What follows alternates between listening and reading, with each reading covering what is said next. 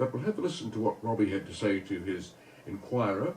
We'll include the joke of the week, which is an old one, but you'll enjoy it, and then the theme, which may bring back memories.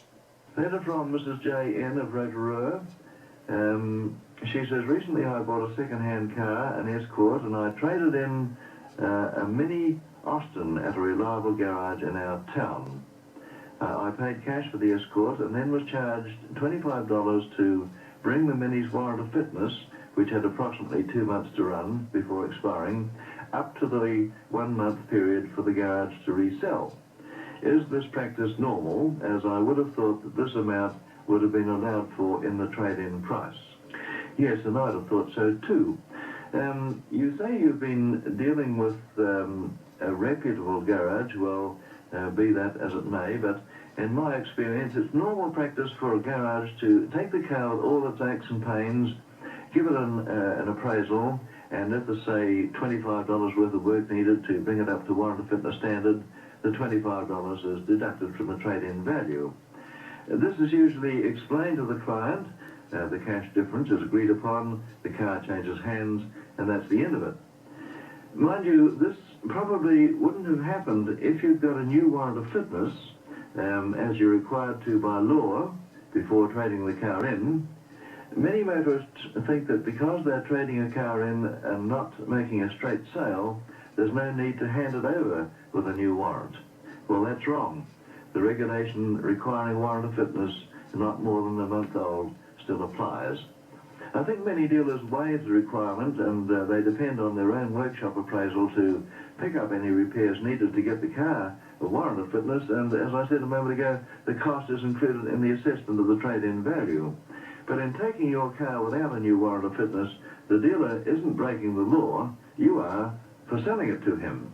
Likewise, the dealer is breaking the law in selling you his car without a new warrant of fitness. You see, it's the seller's responsibility always to see that there's a new warrant on the car and not the buyer's responsibility, although the buyer would be foolish not to insist on one. That's what the regulation is for. It's to protect the buyer. But one way or another, it would still have cost you $25, except that the dealer went about the transaction in rather an unusual way.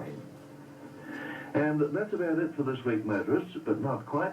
In a moment, this week's story. Oh yes, we're having a gay time, a hip, gay time, we're all having a gay time. Gold mine! Rush along to the Gaytime shop and stake your claim to a Gaytime gold mine. You'll strike a taste delight from the very first bite.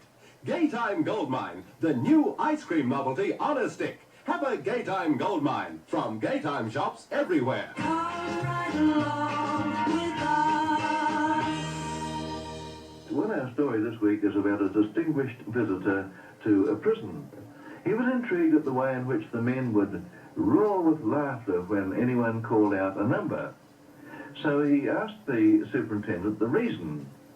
And the superintendent said, well, you see, they tell each other jokes, but they've heard them all so often that now they've been numbered, and all they do is just call out a number.